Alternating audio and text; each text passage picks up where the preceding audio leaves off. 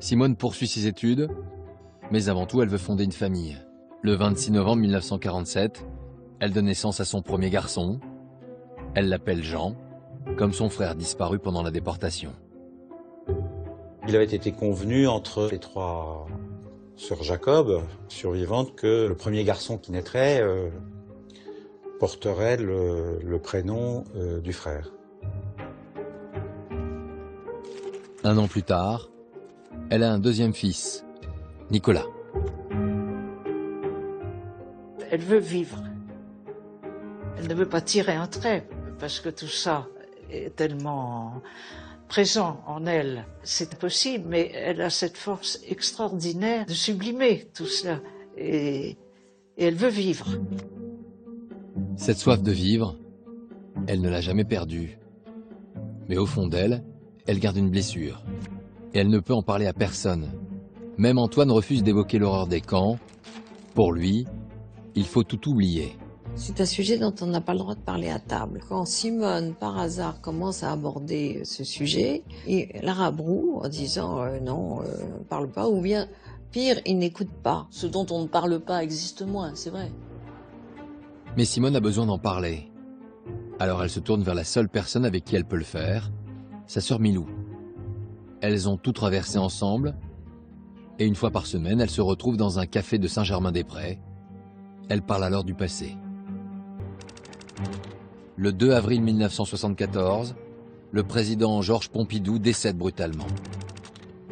Des élections anticipées sont rapidement organisées, et le 19 mai, Valéry Giscard d'Estaing est élu président de la République. Il a 48 ans et de grandes ambitions pour moderniser la France. Pour mener à bien son projet, le 27 mai, il nomme un tout jeune Premier ministre, Jacques Chirac. Ce même jour, Simone Veil et son mari sont invités chez un couple d'amis.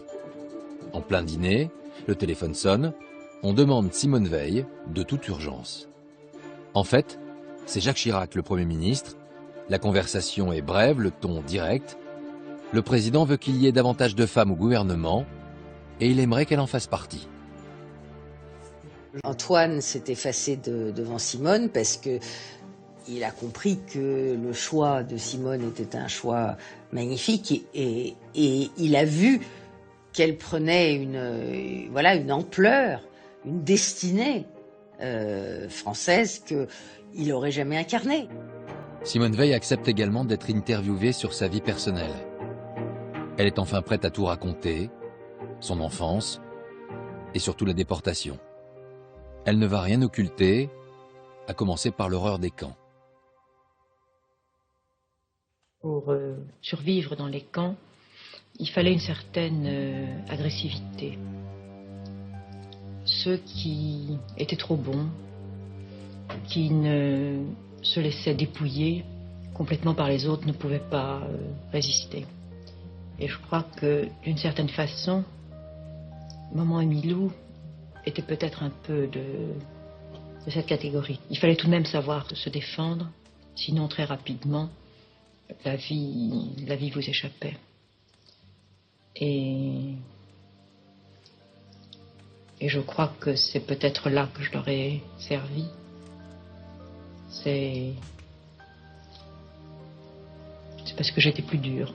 Elle en parle avec une pudeur extrême.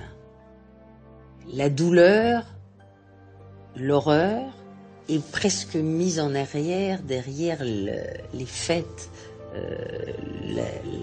l'analyse, le ressenti. Simone Veil parle de la déportation en surmontant son émotion.